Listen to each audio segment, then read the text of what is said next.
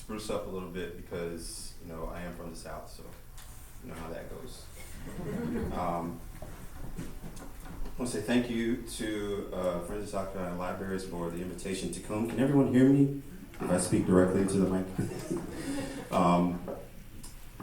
I will have to say that I am absolutely a product of South Carolina Libraries.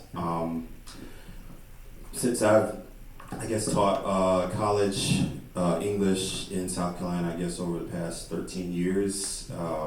Part of that is teaching first year compositional writing.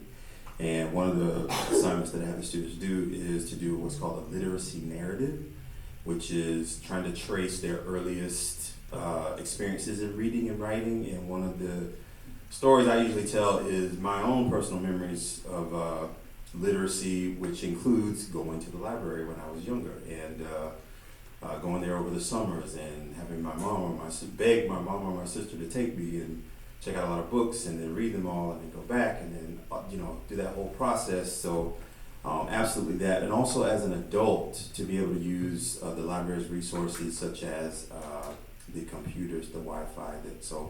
I'm very acquainted with South Carolina Library, so it's been an integral part of my life. Also, I want to add before I start my presentation that we are 938 days in South Carolina without a state poet laureate. The previous poet laureate, Marjorie Wentworth, resigned in the year 2020. And since then, the process has been in place to select a new state poet laureate, but unfortunately, due to dubious, confusing, ambiguous matters, that has not happened. So I represent a network of poets in South Carolina known as the South Carolina Poets for Change. And I'll let you in on some confidential information that I am, first, not so confidential. We had a public rally in April a few weeks ago at the State House to draw awareness for this. And so due to the, lack of correspondence with the governor's office, I am coordinating the City Poets Laureate around the state. There are 6 of them currently, and they will be selecting an interim South Carolina State Poet Laureate until such time as the governor does select one. So that person will absolutely need the support of any and all South Carolina libraries, the state library, and any acknowledgement and support that can be given for that person. So stay tuned for more about that. If you would like to support that cause, if you go to any of my social media, Facebook, Instagram, Twitter, as was mentioned earlier, you can find a petition. If some of you may have signed it or seen it, and you can help support that cause. So, as Jonathan said, I do have a new book of poetry. I do a lot of things. I can wear a lot of hats. My capacity today is to talk about poetry a little bit, and also, my research in that field of my latest book. So, during the pandemic, as most people were, I was thinking a lot about mental health and its impact on, people that have been shut in for, several months, years even. But also it led me to think about not only my own personal mental health, but also the history of mental health, especially in our state, and especially for African Americans. And so as, in the last 10 years or so, I've had this curiosity or fascination with the state hospital that was there, which closed, I believe, in 2015. But also as a kid, just knowing the little that I did about the South Carolina State Hospital, only that if you had mental problems, then you need to go to Bull Street. That's all I ever heard. So I was always like, well, what's Bull Street? What's on it? I don't know what that means. So as I became an adult, I began to learn more about that. But still, there was like a lot of, I want to say secrecy, but it was very private. So there was little to be known about it, especially the interior.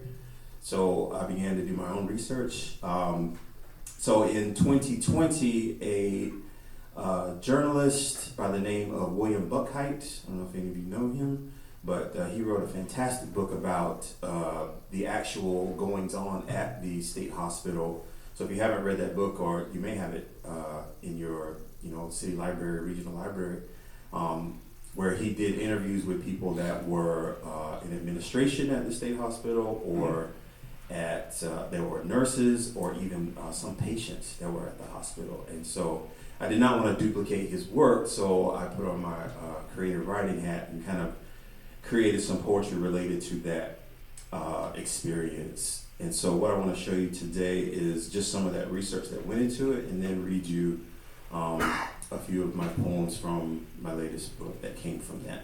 I'm going to pivot this a little bit to the right so I can see if that's okay.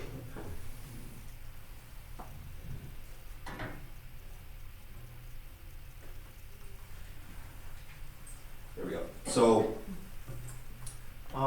as far back as 1694, there was an impetus for the state hospital. It was recognized that patients needed mental health assistance.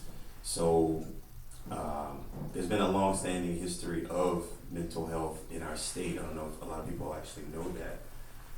These two gentlemen were instrumental in that. As the story goes, one of them saw a young woman who they saw as mentally ill, and they needed assistance, and so they took it up to the state legislature to try to get funding for that, and the rest, as they say, is history. So that, I guess, that was the impetus of mental health being a political issue rather than it being a medical issue. And a lot of times when those two worlds intersect, oftentimes the patient is collateral damage, unfortunately. So these are like the first drawings of the structure of one of the first buildings for the state hospital. As it says here, it was approved for $30,000, and it was called the South Carolina Lunatic Asylum and School for the Deaf and Dumb. Okay, so this is a large slide, which I'm not going to read it fully, but this is a message from the late John C. Calhoun, who had his own theories about mental health, especially for African Americans or enslaved people. So essentially, to paraphrase, his theory based on what he called science was that if enslaved people were to work and continue to work, then they would not be subjected to mental health issues. So a lot of those ideas people bought into and was called science. So that was his sort of solution to the enslaved mental health issue.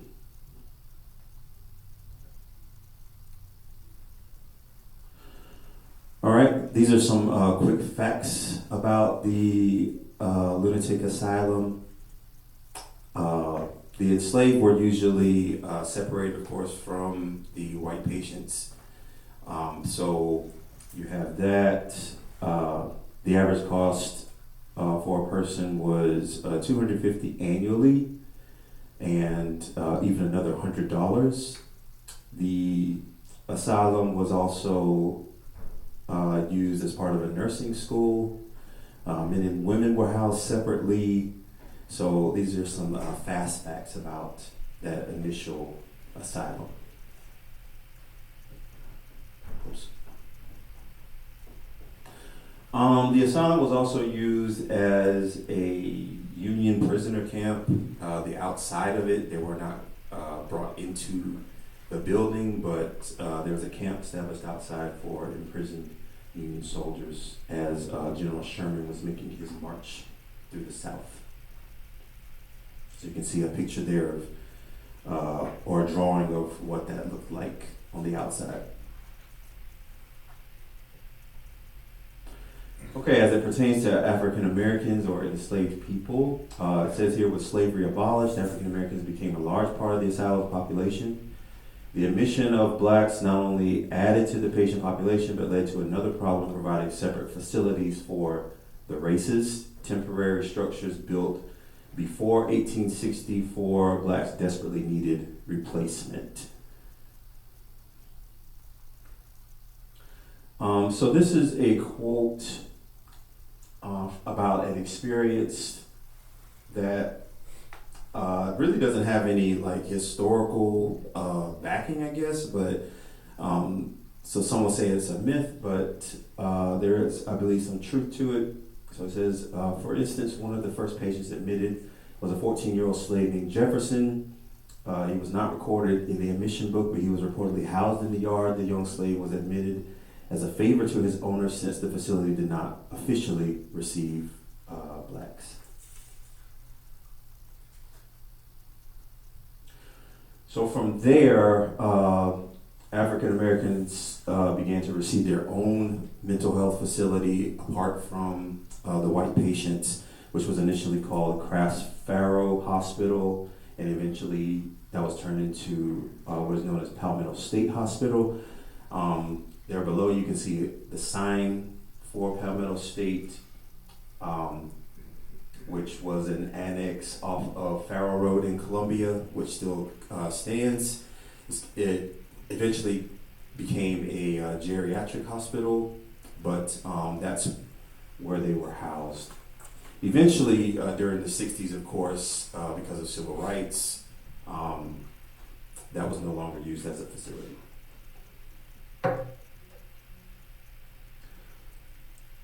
Okay, so these are pictures of Jessica Simpkins, who was very vocal and instrumental in the integration of the state hospital patients. So I do have a couple of brief video clips of her discussing the issue from WIS TV News. So I'd like to play her clip, and then there's a response from William Hall, who is the superintendent of the state hospital, who responded to her comments. So I'm going to play Ms. Simpkins' comments first. You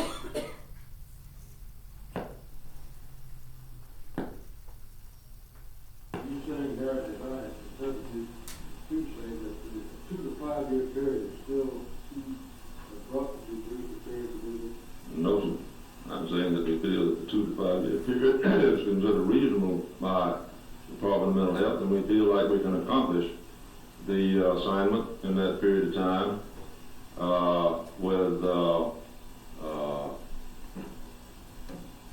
proper safeguards being erected in order to preserve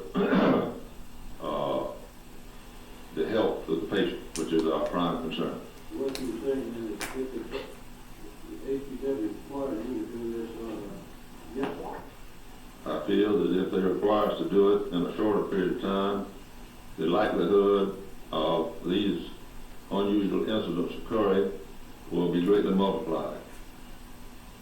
Other hospitals that have been integrated to our desegregation. The revised version went forward approximately 3 weeks ago. You have any idea what you might do? No, I do not.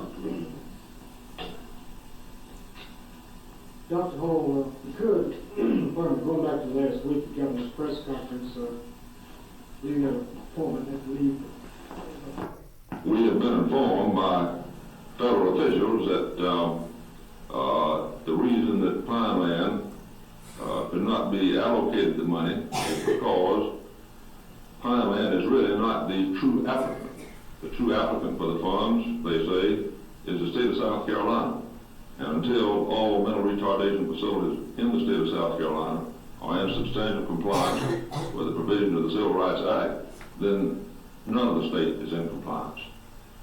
That means that in effect they're telling us that Whitten Village is not in compliance, and since it is state operated, therefore Pineland cannot obtain the money inasmuch as the entire mental retardation facilities of the state are not in compliance with the provision of the Civil Rights Act.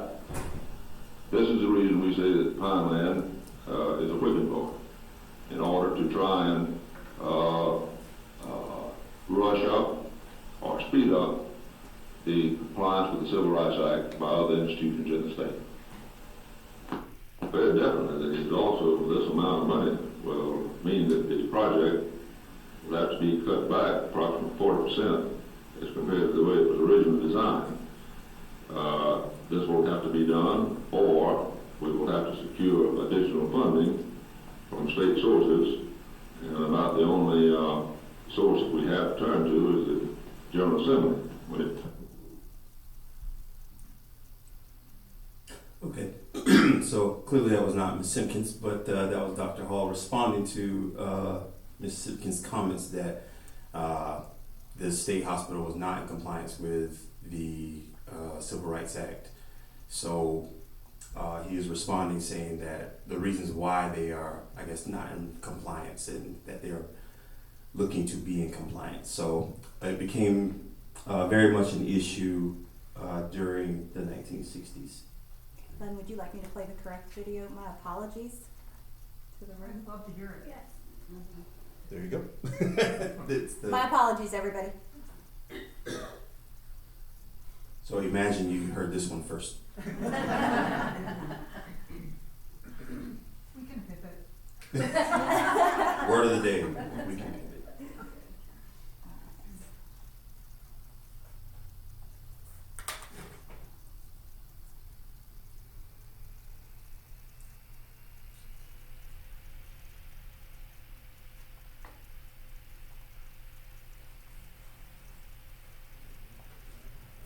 Well, I am sorry that they were cut off, but the reasons underlying are certainly sufficient for them to have been cut off. And I will say that the state officials have had long enough since last December when we made our first complaints to have taken adequate measures to prevent their being cut off. I don't doubt the governor's sincerity, and I don't doubt his veracity. I just say the governor is speaking out of a wealth of misinformation and ignorance on the subject. For instance, the governor brings into his statement in this morning's state something about the Whitten village to which we have never referred. However, we do know from reports issued by the Mental Health Commission that at least $3 million, or perhaps approximately that amount, of tax funds have been put into Whitten Village. We haven't said a word about Whitten Village, but the Mental Health Commission and Dr. Hall and the governor have deliberately skirted the very issues that we have been talking about, and on those issues we will continue to fight. Give her the last word. She's very timid, as you can see, about the issue. So this led to a walkthrough of the Palmetto State Hospital facility that was documented also. There are videos of this, but because of time, I'm going to move past that. But you can see at the top, that was the state hospital facility. And at the bottom, you can see that was the Palmetto State facility that was segregated. So the differences, I guess, are subtle, but as you can see from the bottom, you can see a lot of stacking of beds. And at the top, you can see a lot more space. So you can make your own opinions about the differences there. All right, so there's a lot of unmarked graves and a lot of death in these mental health facilities, unfortunately. And so when patients would pass away, they were buried in various places around Columbia. Unfortunately, they did not have headstones. They had just stones with numbers. And so these are some pictures of that. To this day, the Department of Mental Health here in South Carolina has some 7,000 unmarked graves that they are still looking for the identities of these people, most of which are African American.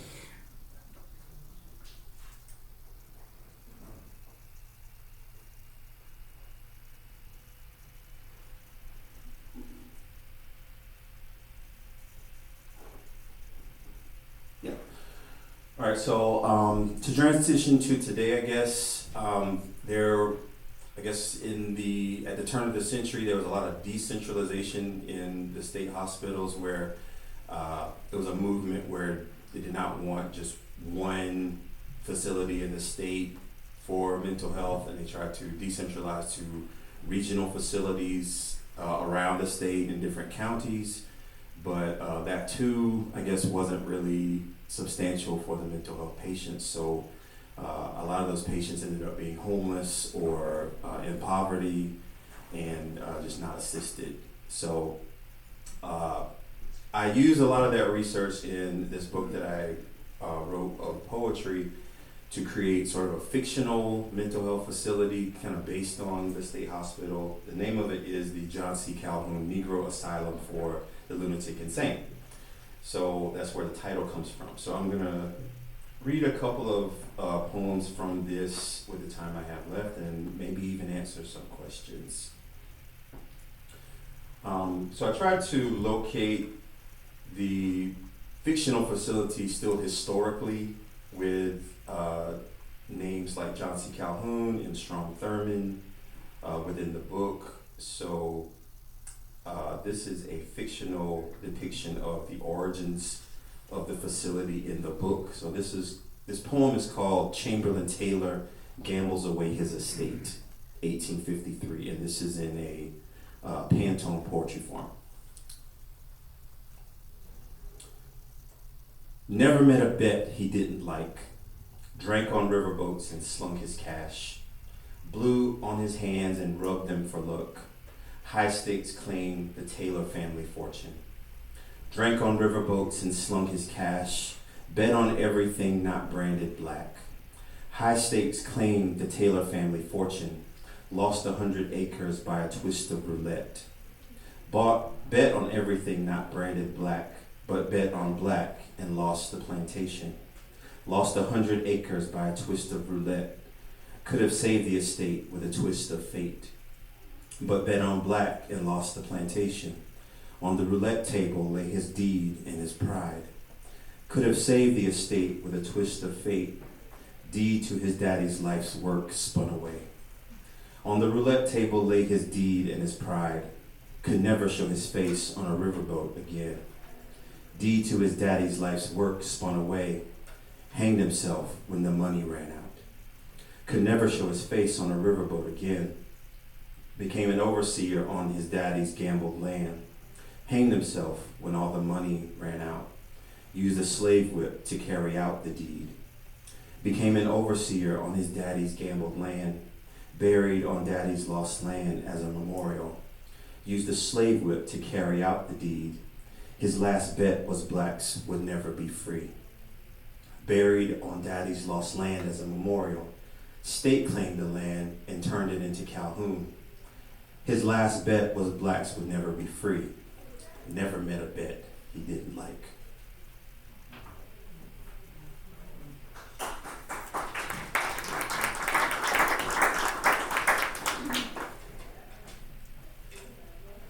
So the central figure in this book is a man by the name of Brock Bridges, who is another fictional person, but throughout my life I've known a lot of, people with mental illness, especially growing up in my hometown of Bamberg, South Carolina. Anybody from Bamberg here today? Woo! So, for some reason, these people sort of gravitate towards me, especially when I was younger and want to have just an open conversation. But I mean, that's just the way it goes. So a lot of that experience was informed with some of the characters you see in this book. So one of them is Brock Bridges. And so this poem is called Shock Therapy. I remember fishing with my daddy for the first time off the side of a local bridge. Bamboo pole in my hands felt like the power of a gun. Worm discharge on my fingers revealed a hook's sovereignty. Fish in our cooler past heaves of air through their gills. Their blinking eyes roam for answers to this riddle of life. Sometimes they flap on top of each other in the cooler, or when I couldn't quite catch one off my pole. Trap them with my hands on the muddy ground. scrambled to make sense of our madness, to uproot them from their place. How did we catch them in the current flowing so fast, rippling through my little boy eyes? Couldn't escape their hunger, I guess. The flow pushed them toward their fate, hauling them to their magnetic hooks. Brock Bridges lay on a medical bed. 2 nurses held him down, one at the head, one at the foot. Pushing my mop bucket past the cracked door, sometimes I saw him vibrating in bed. Electric current flowing through that black body under white sheets. Once I heard my daddy say, "Fish ain't got no memory, no past to go back to, only the now." I hope the same for Brock, his eyes wide, roaming for answers, body flapping, not to be caught.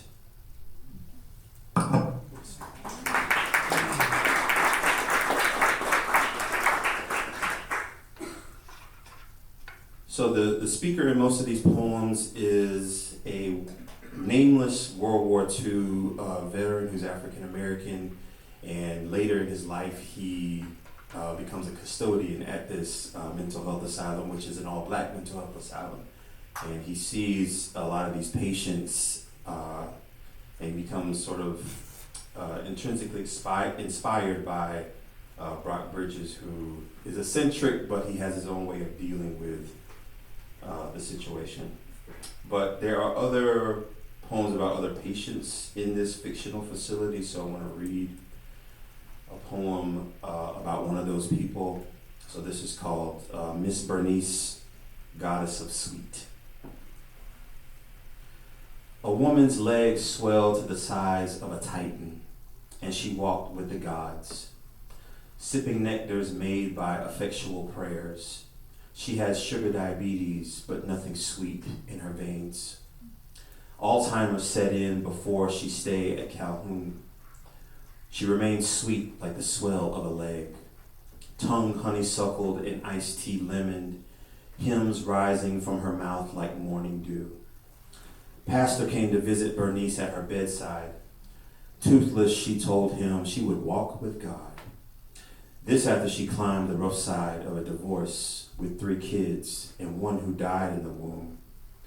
A woman's leg prostrated itself to be cut off, so she could take her first steps on Mount Zion and outcry the rocks with every sweet, craggy step. The first time I saw her, we sat together in church. After Grandma pinched me awake, this goddess reached in her purse and out came a peppermint and a toothy grin. So I'm going to read a couple more.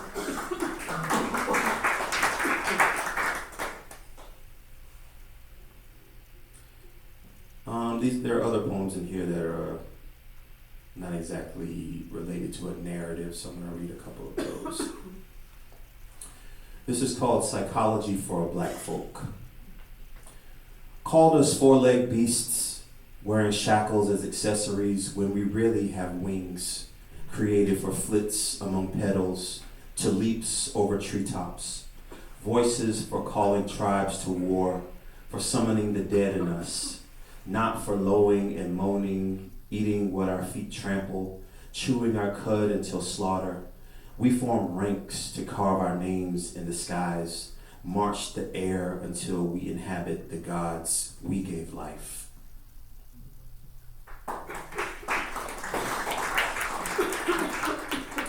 So this will be my last poem, and again, if anyone has questions, I'll be happy to answer them. So this last one is called There Will Be Beaches.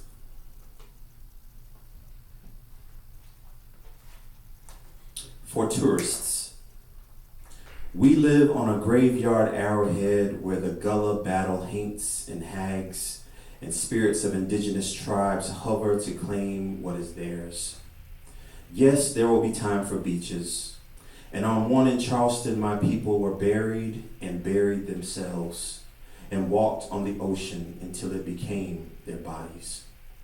Yes, those flags still droop here, and polished statues under them salute. Bones gather round their feet for the reenactments their sons crave.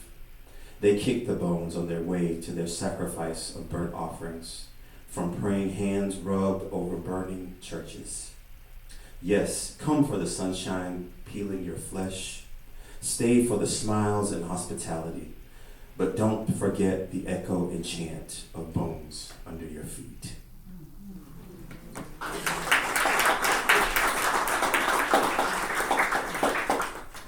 So, does anyone have any questions? I have a question. How did you get into beginning to write poetry? What age did you start doing this? Yes, probably when I was able to walk. I always tell the story that I remember writing poems as early as when my sister, who's 6 years older than me, but she was a teenager and she had her birthday, and I didn't have money to buy a gift, so I just wrote a poem on that brown composition style paper that we used to write on as kids in school, and so the poem was terrible, but I remember that much. I remember submitting to middle school poetry contests, so since very young. But one thing I regret, I guess, is that I did not know how to become this or how to become a poet, because especially in the South or in our state where, a lot of expectation is placed on students in colleges or even high schools, finding work or going into the workplace or finding a vocation, So I originally had an undergraduate degree in business at Winthrop University, so that's where I thought my path was on, but I was still kind of like writing, I guess as a hobby. And so eventually I did not see a future in the business field, so that's when I returned to English, I guess, teaching, and also this writing. So that's kind of why I do what I do, with not only writing but speaking and going to schools, so that maybe there is a Lynn Lawson there that can see that there is a future in this. So that's kind of why I do it. Thank you for that question. Yes, sir. Yeah, I've got a question. I just didn't know, you may have already been aware or said it, and I apologize if so, but you named the asylum the John C. Calhoun Asylum. I didn't know if you were aware that his brother spent time at the Robert Mills Lunatic Asylum. Oh, wow. Yeah, and so they had someone in their family who needed help, and one of the things that asylum did, it was struggling to get patients for a long time, for like the first maybe 20, 30 years of its existence, and his brother going there and saying that they had a positive experience out of it. He didn't stay there for terribly long, but that led to other people starting to kind of go there. So just in the history of the mental illness story, that Calhoun name that does figure in. So that's a great connection. Thank you for that. I would not have known that. Yes, ma'am. How were you drawn to this subject now? Yes, for sure. As I said earlier, just doing the research, and a lot of these things are open to the public. It's not private in a college library or something. So I just researched the Department of Mental Health, and like I said, just my curiosity about those things, which a lot of research comes from just curiosity and wanting to find out more. But I think a lot of this is it's not hidden. I can't say that it's hidden. It's just been neglected maybe, or people have not found it to be something that's relevant, but it is very much relevant. So that's kind of the impetus again for me writing the book, is to bring more awareness to mental health in our state. And if you ask any mental health official, they'll scream that this is something important. So hopefully this will bring more awareness to the issue. Yes. Thank you for a phenomenal presentation.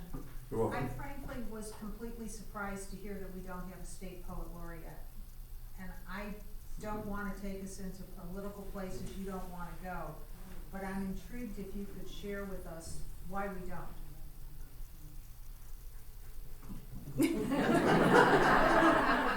Enough said. Let me be careful with my words. Or if you can refer us to something we could. I don't know why we don't have a state poet laureate. I can't answer that question. I have tried the past, I guess the past several months this year to find out the answer to that, but the answer always leads to like roadblocks in, which lead to the governor's office. All of those lead to the governor's office. So that's my reasoning at this point. What I have done, if you want to know, what I have done is contacted like state legislators in my region. I live in Irmo, South Carolina, so I've tried contacting them. I tried to get a meeting with the governor's office that has gone unheeded. We were able to have that rally, like I said, on April the 12th. And so if anyone could answer that question, I believe it would be our governor. Yes, Mrs. Aiken. Thank you. Can I just add to that? Please. The governor hasn't found one that he likes, has been the information that I've received internally. I think that contacting the governor's office and saying we should have a state poet laureate would be an appropriate course of action for people to do. To say this is important to our state. And there are plenty of poets here that are worthy of that designation, like yourself. That's what I was gonna ask and comment. Maybe as a group, we should just write a nice little letter and say it's time. Yes, there have been several recommendations, and I know that from just Yeah. yes. Thank you for saying that. How many cities or counties or entities of poet laureates do we actually have in South Carolina? Sure. Currently, I believe we have 6 city poets laureates. Let's see if I can name them all. There's one in Greenville, Glennis Redmond. There's one in Columbia, who's just newly appointed, Jennifer Bartell Boykin, who, by the way, is pursuing a degree in library science at this point. So I think she wants to transition from being a high school English teacher, which she's done for many years, into working for a library. So that's exciting. There's one in Rock Hill, Angelo Jeter, who some of us know very well. There's the Poet Laureate of Edgefield, J. Drew Lanham, who's a recent MacArthur Genius Fellow recipient. In Charleston, they just elected their second, Asia May, who's a spoken word artist. And there's one for the region of the PD, Joangela Edwins, who is a professor at Francis Marion University. And I think that's all of them. Maybe I'll remember one later, but I think that's 6. So yes, the task is that I've given to them and they've graciously accepted is to select an interim laureate until the governor decides to select a laureate who would take on all of the roles of a poet laureate, which is to speak to different communities, go to schools, have different readings, write poems for occasions. And that's what the position is really about. It's an ambassadorship for poetry in a particular state. If you look around the country, there are many state poets laureate, many city poets laureate, and that's generally a role is to keep poetry alive. And without that figurehead, poetry will still be alive, but it's very inspiring, especially for younger people and people that don't have college degrees or think that you can only be a poet if you go through school. Just like libraries, poetry is for everybody. And so we want to keep that message alive as well. I think we have time for maybe one more. So maybe 2 more. Okay. Yes. I just wanted to say it was so nice for you all to invite Lynn because it is National Poetry Month. Yes. And so it's really nice to have you here in the month of April. Absolutely. There have been so many poetry activities going on around the state. So 2 more days, that doesn't mean you can't think about poetry as well, but thank you for mentioning that. Yes? Just one quick wrap-up question. I had lunch yesterday with an adult friend who reads every genre, every style, but he shamefacedly admitted to me he doesn't know how to read poetry or how to enjoy poetry. Can you give 1 or 2 bullet points to anybody who struggles with that? That's a good one to end on. So I always tell my students and also anyone I have workshops with that poetry is like a mirror. So when you look in the mirror and see your reflection, you see one image. If you go to the mirror at a different point in the day, you're going to recognize something you didn't see before. If you continue to go to the mirror, you're going to continue to see things that you didn't see. So poetry, or just art in general, is just like that. If you go to an art gallery and see a sculpture or a painting, you're going to notice something about that you didn't see if you continue to go and look at that same painting. So it's not about a set of rules that poetry has to go by. It's really up to what you see in the mirror, what you interpret it as, you know. So the famous poem by Robert Frost, The Road Not Taken, has taken on many interpretations over the years. And I don't think many of them were what he initially hoped it would be. But that's the great thing about poetry, is if it takes on a different meaning, and, you know, creative writing, fiction, nonfiction, what have you, it'll take on several meanings, and it's all about what the reader interprets it as. So that would be my recommendation, is to not be intimidated. You know, what you see is what you get. And so if you see one thing, that doesn't mean that it's wrong. It doesn't mean that it's, you know, a poor interpretation. It just means that you see something that everyone doesn't see. So thank you very much. It's a pleasure speaking with you today. Thank you. And I'm sure you have fun reading the analysis that your students write about what they read. Yes, absolutely. I do want to mention finally that I do have my book available for sale if anyone wants to purchase it. It's $20, and I accept basically all forms of payments. I will have a table set up somewhere around the library during the lunch session, so I'd love to talk to you more. So thank you. Thank you so much. Okay, at this time, it's lunchtime, okay?